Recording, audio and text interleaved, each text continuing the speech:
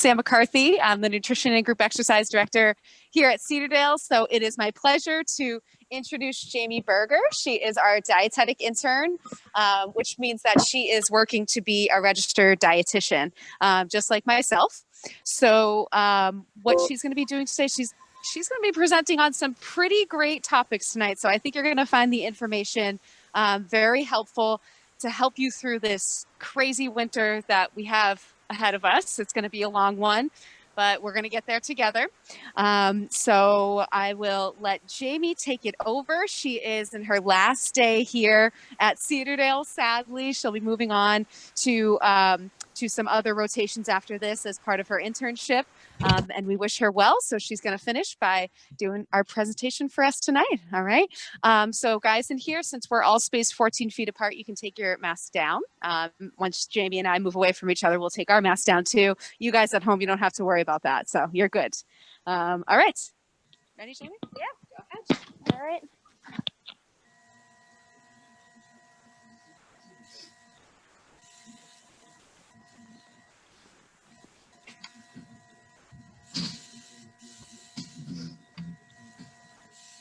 Alrighty. Can everyone hear me at home? How am I supposed to know that? Yeah. Yep. Okay. All right. Hi, everyone. I'm Jamie Berger. So I'm the dietetic intern here. I've been working with Sam McCarthy, the registered dietitian here, for the past 6 weeks or so. A little bit about myself. I did my undergrad at the University of Rhode Island, and I'm now completing my master's at Simmons University while I'm doing my dietetic internship. So I'm doing my community rotation with Sam, and today's my last day, so I'll move on to do my other rotations. But then I'll go on to get my to take my RD exam and be a registered dietitian, just like her. So today I'll be talking about healthy eating habits for the long winter ahead. It's going to be a different winter than usual, so I have some interesting topics to talk about. So yeah, let's get started. So an overview of what we're going to talk about. So we're going to talk about the effects of stress and emotions on eating. We're going to talk about intuitive eating and the benefits of intuitive eating and the principles that go along with it. We're going to talk about boredom eating and how to combat that, stocking up on healthy items, and healthy grocery shopping, benefits of meal prep and planning, as well as some easy winter recipes.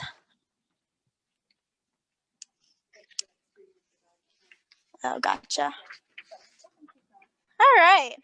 So first we'll talk about the effects of stress and emotions on eating. So what is emotional eating? So emotional eating is reaching for food several times a week or more to suppress or soothe negative feelings, whether it's feeling anxious, stressed, whatever. And then this can lead to guilt or shame, which is often going to lead us into this vicious cycle. So, yeah, just on the next slide. Just scroll. Perfect. So this can lead into this vicious cycle. So something upsets you, and then you go on and you feel this overwhelming urge to eat, and then you feel this guilt and powerless over this food, and then you get into this cycle all over again. Oh no. What did I do? No, it was me. Oh, okay. I think that was my next slide. Yep. So I just put this slide in as a fun little thing. So it's like different emotions and different things that it causes you to eat. So I'm happy, I'm hormonal, I hate him, it's my birthday, it's Monday, I'm drunk. So I thought that was just a funny thing to put in there.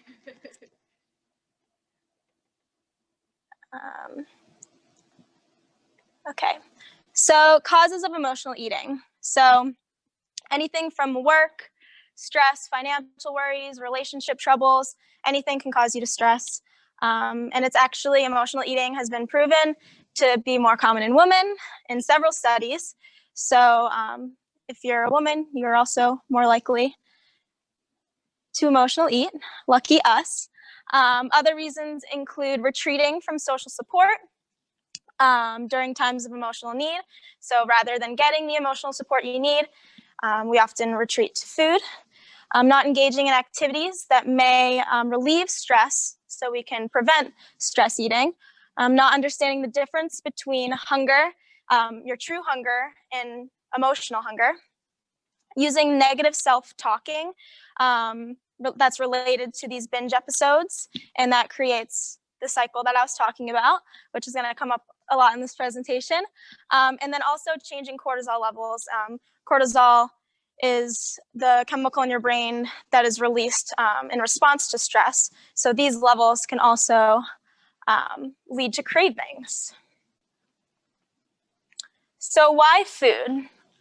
Negative emotions cause us to have this feeling of emptiness, and we go to food to fill this emptiness, to make us feel full and whole. So now we have, how do you know if you're truly hungry? So I talked about true hunger versus emotional hunger. How do you know if you're truly hungry? So true hunger slowly develops over time, whereas emotional hunger comes suddenly.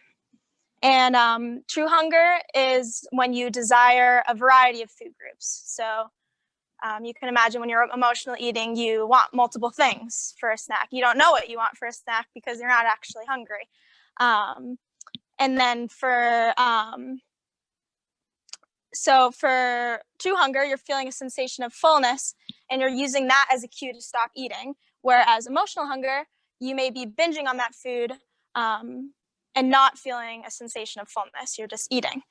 And for true hunger, you have no negative feelings about eating because you were truly hungry, so you needed to eat. And for emotional eating, you feel guilt or shame.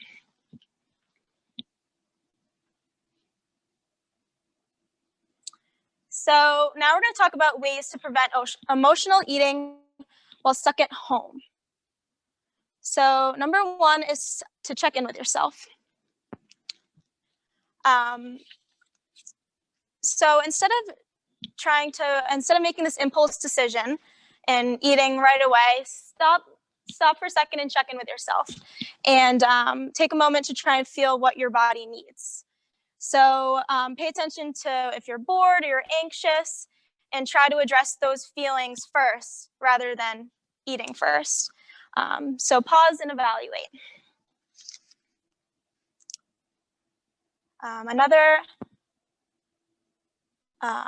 Another thing to help is to remove the temptation.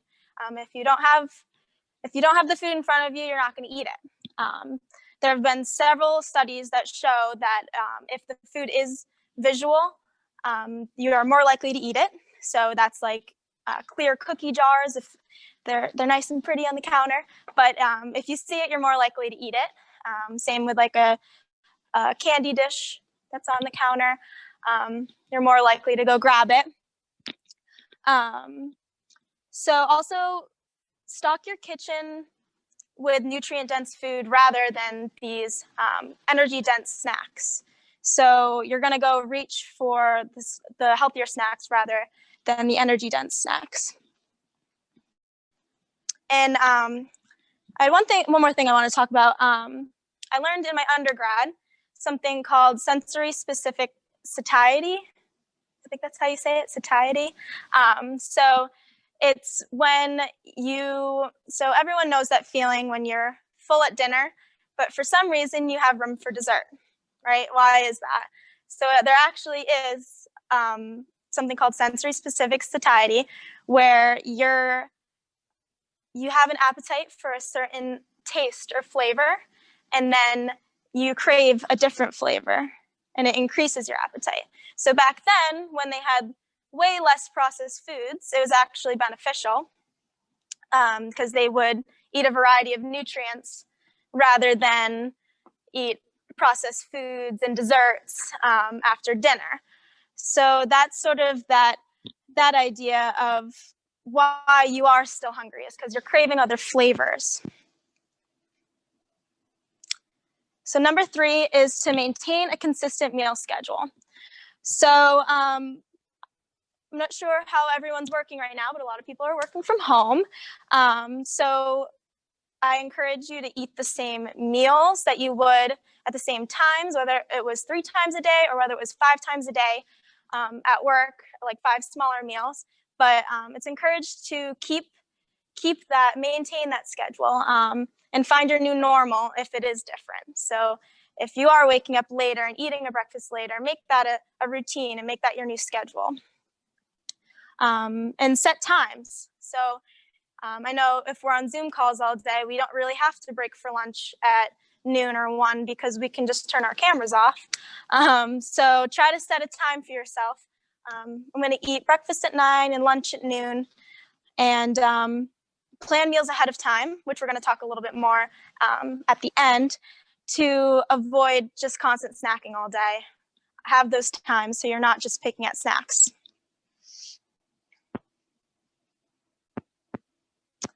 Number 4 is to not restrict. This was a very important one.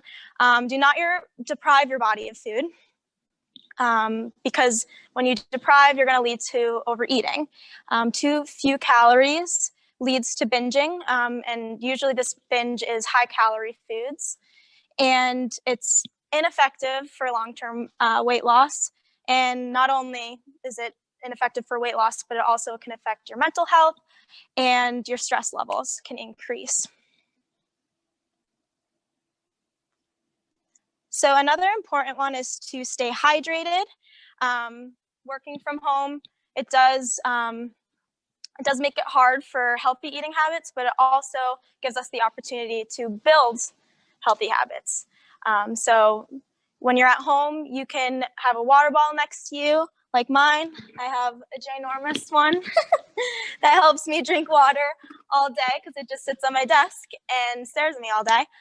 So proper hydration is essential for our overall health, and it can prevent us from overeating. Dehydration can cause alterations in mood. So if we're having these alterations in mood, it can affect our eating habits. And ways to increase hydration, if you're not a huge water drinker, you can add fruit into your water, you can drink flavored seltzer waters, or you can increase your consumption of fruits and vegetables that are high in water, like anything that's juicy, watermelon, citrus fruits, things like that.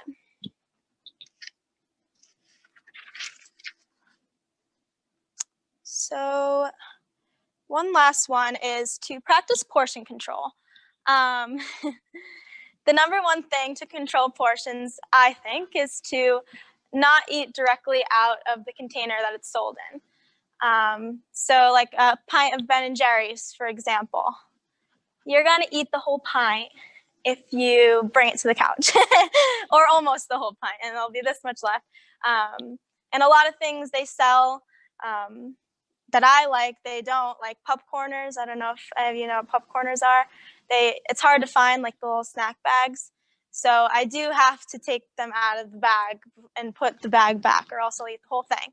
So it's important to control. That's a great way to control your portions. Another way is to serve dinner from the stovetop rather than bring the dishes to the table in the middle of the table. So have a buffet style, and that will prevent you from going for seconds. Using smaller dinnerware can help with controlling portions, and also using your hand as a serving guide. Your thumb can be used for 1 ounce of cheese. You can use your hand for a handful, 1 to 2 ounces of a snack. Your palm, I'm sure you've heard that, should be how much meat you're eating, 3 ounces of meat. And I think that's all the ones I had. And a fist can be used for a cup. So now we're going to talk about intuitive eating. Does anyone know what intuitive eating is? Or has heard of it at least? No? Yay. Anyone at home? No? Okay. So this is I liked how this picture described it. So it compares a dieter and an intuitive eater. So a dieter doesn't eat pizza at the office party, but wants to, goes home, overeats at dinner, and to try to satisfy this craving. An intuitive eater wants a slice of pizza at the office party and eats it, and goes home to have a light dinner because they are less hungry. So that is just showing the difference between how a dieter thinks and how an intuitive eater thinks. So intuitive eating is a dynamic mind-body integration of instinct, emotion, and rational thought. So it honors your health by paying attention to the messages of your body, and so you can meet your physical and emotional needs. So it's the idea that you are the expert of your body and you know what you need. You know you're feeling hungry. So there are 12 principles to intuitive eating, and they work in two ways. One way is to help gain body attunement, which is knowing those sensations in your body. And the other way is to remove the obstacles that prevent body attunement.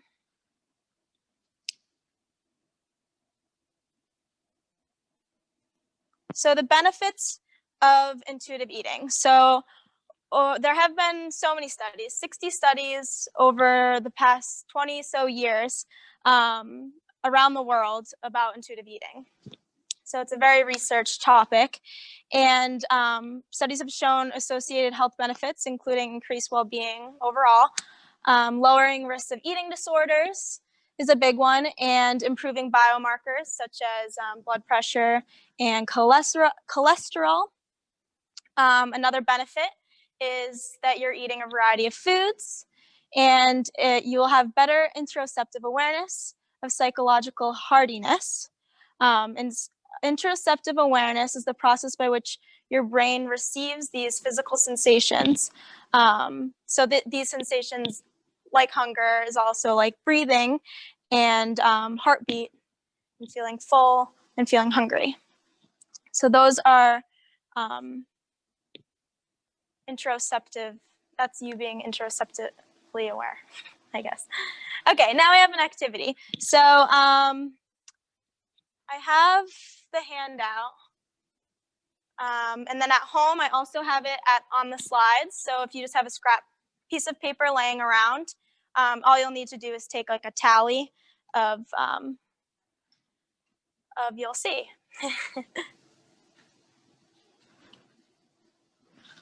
I have pens here.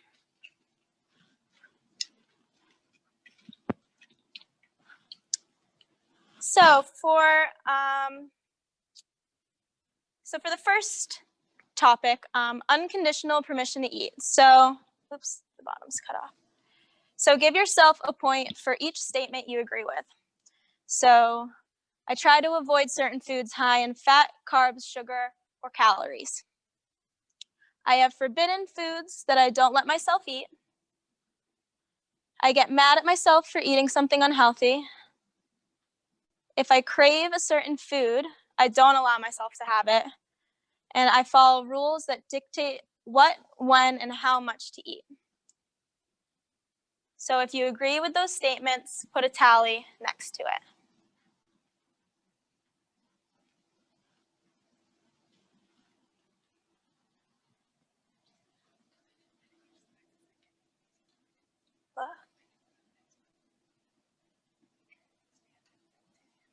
Okay. So the next topic is eating for physical rather than emotional reasons. So I eat when I'm feeling emotional. I eat when I'm feeling lonely, bored, stressed out, even though I'm not physically hungry. And I use food to help me soothe negative emotions. So put a tally next to those if you agree with them.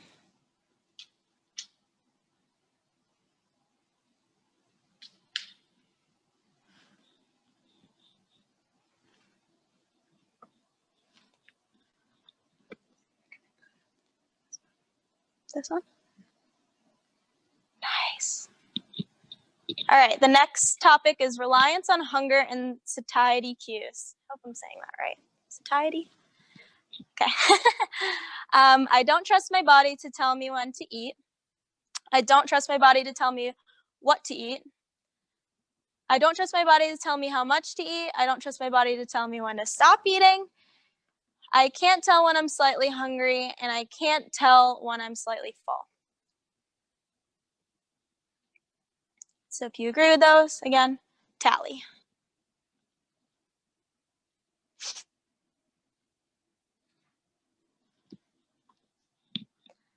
And then I believe this is the last one, body food choice congruence. Most of the time, I don't want to eat nutritious foods.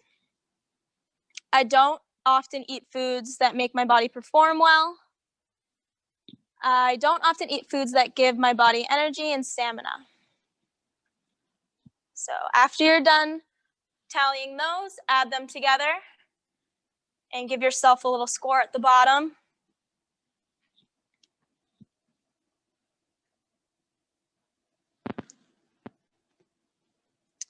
So if you score between a 15 and a 19, everyone get their score, sorry. If you score between a 15 and a 19, you may not have the best relationship with food. You're not alone. There are a lot of skills that you'll learn in this presentation to help you develop a healthier relationship with food and shift your way of your dieting thinking into an intuitive eater. If you score between a 10 and a 14, food rules more than likely dictate what you eat. So you probably feel stressed out about what, when, and how you're eating, and you're reliant on apps like MyFitnessPal, and you're keeping track of these counting calories. But again, we're going to work on these things to become an intuitive eater. Oh no, did I just mess it up? That still works. You eat, so if you score between a 5 and a 9, you eat intuitively most of the time, but there's still some things you can work on and be more in tune with how you feel. And a 0 to 4, you're doing pretty darn good. You might have some minor areas to work on, and we're going to talk about that right now. So as I mentioned earlier, there are 12 principles to intuitive eating that there's a great book that Samantha gave me that I can tell you guys at the end if you're interested in reading more about it, but it's all about intuitive eating. But I included, I think, 4 principles that I thought were important. So principle 1 is to reject the diet mentality. It increases the risk of weight gain. And there is also the paradox of a so-called healthy weight. Excuse me. And this topic has been long argued. So even though we are eating healthy and we're not seeing the results, it is giving us that feeling, that overall, what is that term I'm trying to think of? Quality of life. That's what I was trying to think of. It's about eating for your quality of life rather than the number on the scale. Dieting also hurts your physiological health and well-being. And at first, the dieting mentality, it may seem very effortless at first, and it feels good when you see the numbers on the scale goes down, but it's not a sustainable thing. You're not able to maintain that mentality. So the dieting mentality also is going to erode the trust in your body because of all these rules that you're making for yourself. You're not going to be in tune with how your body actually feels. So you're not able to dictate the food choices based on how you feel. You're making all these rules and you're micromanaging what you eat. So for cultivating self-compassion, it's important to keep every experience you have, whether it's negative or positive, it's important to learn from them. So instead of punishing yourself for this negative occurrence, if you snack a lot one night and then after you're beating yourself up about it, Instead of having these negative emotions, use it as a learning experience. Did I really need that if I'm feeling so guilty about it? I probably wasn't actually hungry. And so you use your positive and your negative experiences to learn from them. So principle 2 is to honor your hunger. So rather than having the mindset to deny your biological hunger, which is what we all think is the right thing to do, and then you backlash. So it's better to honor your hunger and then to deny it. If you do deny this hunger, a thing called primal hunger will occur. And so that's when you do deprive yourself so much that you're going to binge. And this is, I think it was in the intuitive eating book where she explained it as when you hold your breath for a long time, once you held it for so long, when you stop, you're gasping for air. You're not just breathing normal. Same thing with eating. If you're depriving yourself of food for so long, you're not just going to go and have a little snack. You're going to have a big snack. So it's like that big gasp of air, which I thought was such a great example. Again, the interoceptive awareness goes along with this principle. So knowing the signals of your body and how you actually feel, and getting to know your physical sensations. So also that goes along with this principle is self-care and attunement disruptors. So attunement disruptors are anything that interferes with your ability to respond to whether it's distractions, beliefs, or lack of self-care. And when I say self-care, it doesn't mean go get a massage and go get your nails done. I mean self-care in the fact that to maintain a daily routine and to just go to sleep at the same time and maintain healthy relationships. That's what I mean by self-care. So the next principle is to make peace with food. So as you saw on that little activity, there was a lot about your relationship with food. Eating the food you desire with attunement of your hunger and fullness levels is important. Make your food choices emotionally equal. Like I said, learn from your negative experiences and learn from your positive experiences, and without making judgment on them. So anticipation of food restriction. So this one is don't make those rules for yourself. Like, oh, I'm not going to eat this for 3 weeks, because then once you do that, you're going to eat more of it after those 3 weeks. There is actually they did a study based on chocolate consumption, and they said from these 3 weeks, you're not going to eat chocolate. And before and after, these people ate more chocolate than they ever have.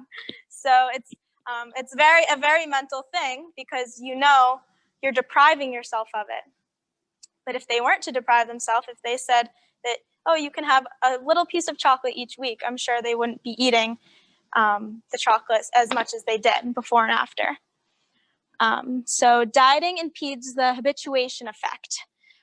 So is when chronic dieters have these forbidden foods that they're never going to eat these. So again, the vicious cycle that we keep seeing that from the dieter mentality. I was going to come back to the evaluation of relationships between dietary restraint, emotional eating, and intuitive eating, moderated by sex, was a study done.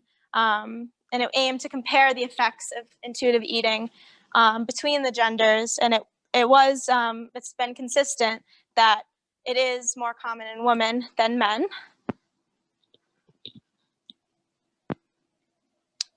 All right. Does anyone have any questions before I move on about anything about intuitive eating? No? All right. So now we're just going to talk about boredom eating. So the best advice that I would say to combat boredom eating over just overall emotional eating is to find something to take the place. And easier said than done, yes, of course, just like any of this is. But use this time to be productive. Do something that you haven't had the time to do. I say that all the time when I actually probably did have time to it for when I was scrolling through social media. So whether it's deleting your emails, that's something I do a lot when I'm bored because my email often looks like that, 14,000 unread. Or whether it's organizing your spice cabinet or, I don't know, your sock drawer. I don't know. So another thing you can do is make your grocery list and plan for the next week. So maybe if you are having these cravings for whatever, you can write them down and get them for next week if they're healthy enough. Go for a walk your dog. You can journal. Journaling is whether you want to journal about anything you want or you can journal about your food. If you wrote down everything you ate that day, maybe you'll say, I actually don't want to eat this snack if I saw everything I ate today. Sip on water or tea. Sometimes I feel like I want a snack just because I can't sit still. So sometimes I'll go to make myself a cup of tea and have something to sip on while I'm doing whatever. And pick up a book or listen to an audiobook. So nighttime snacking specifically, I tried to come up with some things, is to really identify the cause. Are you restricting yourself during the day? Is that why you're more hungry at night? Or are you restricting yourself at work? So by the time you get home, you unwind and then you're starving. So if you are restricting yourself during the day, you're going to be more hungry at night. Monitor your behavior to identify what triggers you to help break these behaviors. Have a routine dinner time and bedtime. If you're eating at a decent time, you shouldn't have to snack before bed if you're going to bed at a decent time. Increase your protein at every meal. This goes along with feeling full during the day, so you're not snacking as much at night. And brush your teeth. I usually want to snack like very, very late at night, and that's even worse. So I just go and brush my teeth because I'm not going to eat anything after that. Okay, so stocking up on healthy items. So tips for healthy grocery shopping is, you've all heard it, plan ahead and make a list. You're going to end up picking up things that you have no idea why you picked them up if you don't make a list. Spend more time on the outside, the perimeter, and less on the inside. Fill half your cart with produce and avoid the foods in the middle when you are getting them. Have them be 5 ingredients or less. And don't pick up anything if you can't say what's on the back of it. If you can't pronounce it, you probably shouldn't be putting it in your body. Choose real foods over processed foods, meaning more produce than these processed foods. And try different stores like a locals farmers market. This will inspire you to eat fresher foods. So I made a department checklist as a way to just go through different areas of the store and what are good things to pick up in each department, I guess, even though there's more departments than 5 or 6. But so for produce, you spend most of your time here, which many people don't, and choose the rainbow. Sounds very cliche, but that's how you're going to get the most nutrients, because every nutrient comes from a different color in a sense. So bread, cereals, and pastas, again, with the least processed foods, and try to choose whole grain options. There's so many now. Another tip for that is, I know breads are very hard to know whether they're whole wheat, whole grain, multi-grain, I don't know. But it's the best way is to look on the back of the ingredient label and the ingredients are listed from most abundant to least abundant in the food. So the food is made up of the most of the first ingredient, if that makes sense. So they might trick you and say this is whole wheat, but the first ingredient says enriched flour or bleached, unbleached, whatever. But if it's not 100% or whole wheat flour, then it's just a marketing thing. They're trying to trick you. So the first ingredient on the back is important. So for the next department, meat, fish, and poultry, eating lean cuts of meat.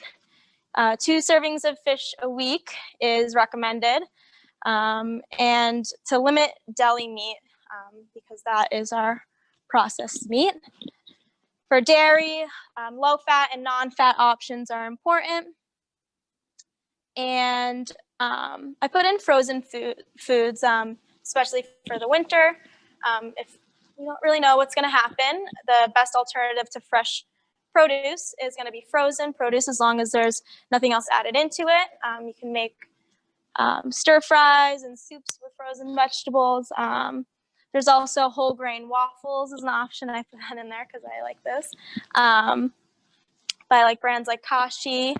And Ezekiel bread is also, it's a sprouted grain bread, which you can keep in the freezer so it can last a long time. Canned and dried foods. So you can get canned vegetables, fruits, beans, and you can toss these into salads, rice, pasta. And they obviously have a longer shelf life than your produce. But watch out for added salt and sugar in those. Another thing to stock up on is tuna, packed in water.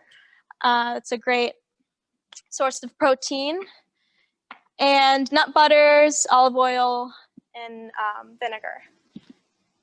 Extra virgin olive oil. Okay, so benefits of meal prep and planning. So I wanted to start off by saying not all meal planning has to look like that. I feel like people get scared by the idea of meal planning and prepping because it's the same thing every day, and it's this, this, and this, and meal planning and prepping doesn't have to be that extreme. It can just be as simple as boiling your hard-boiled eggs in the beginning of the week so then you don't have to do that throughout the week. Just things that make it easier and more convenient.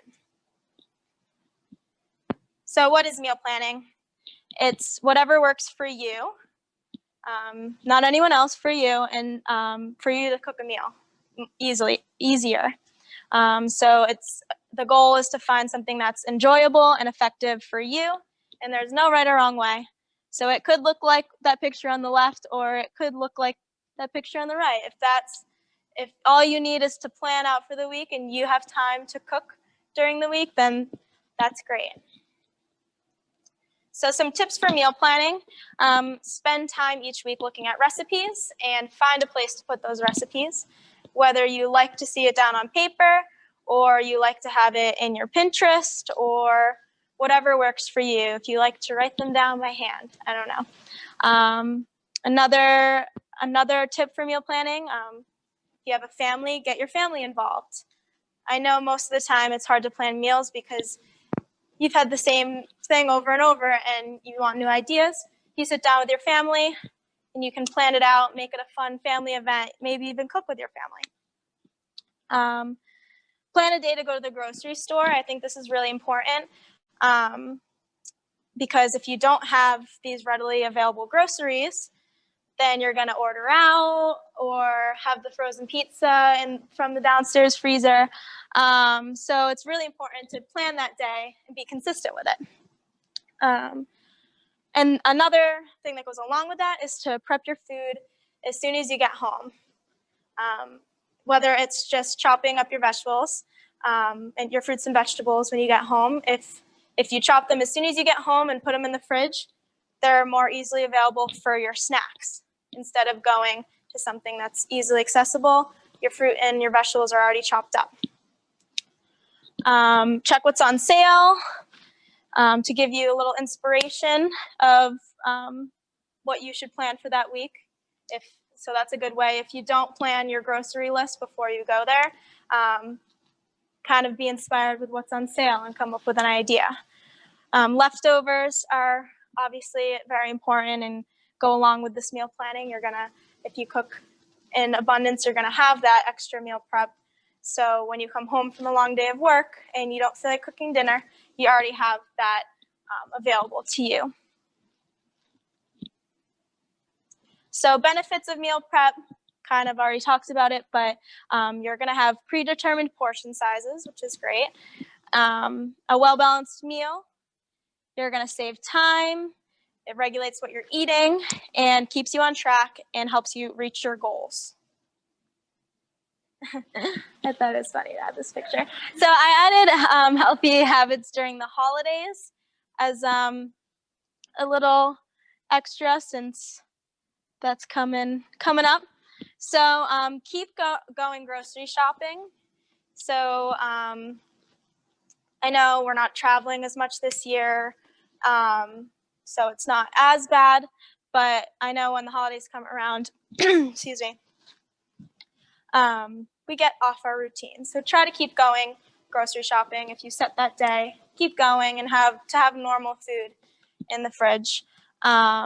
Bring your own healthy appetizer. Again, times are different, but when I would go to football Sundays, I would bring a veggie platter because I knew if I was around the chicken wings and the buffalo chicken dip and all that stuff, I would eat it. So I would bring my own appetizer. Set limitations on alcohol consumption. So maybe don't have that 5th or 6th. Watch your holiday treat portions. So have a treat, but don't try every single one that was brought. Try one. Continue to stay active whenever and wherever you can. So now to end off, I have some recipe ideas. So this is just easy meal ideas kind of in general. So slow cooker meals are the best thing to ever happen. As you can see on the picture on the right, you can put everything in there. I know you guys know more than me because I'm younger and don't cook as often, but I think it's the best thing that you can put everything in the crock pot and make it. Sheet pans too, you can make your whole meal on sheet pan. Buying seasonal vegetables to inspire your cooking or what's on sale, like I mentioned before. Excuse me. Try new ways to cook, like an Instant Pot or an air fryer. That new ways of cooking rather than using the same methods of cooking might inspire you to make something new. And then, so for the people at home, this is the recipe. I gave one little example recipe of a slow cooker white bean and chicken stew. So here's the recipe. So easy. I've been doing soups a lot. I know Sam eats soups a lot, especially during the winter, and it's like a warm salad. That's what Sam said, and I've never stopped thinking about it. It is. It's a warm salad. So you got all your fruits, all your vegetables and beans. But yeah, so for the main takeaways today, I'm going to wrap things up. Check in with yourself to determine whether you're truly hungry. Use strategies like removing temptation, keeping a consistent schedule to stay on track. Don't restrict. I should have put that in capital letters. Don't restrict, make rules, and have a good relationship with food. I should have wrote, don't restrict, don't make rules, and have a good relationship with food. Find the source of your emotional eating and find ways to cope with these feelings so then we won't stress eat. And use meal planning and prep in a way that helps you stay on track, that works best for you, not anyone else. And that, I think, is it. Does anyone have any questions for me?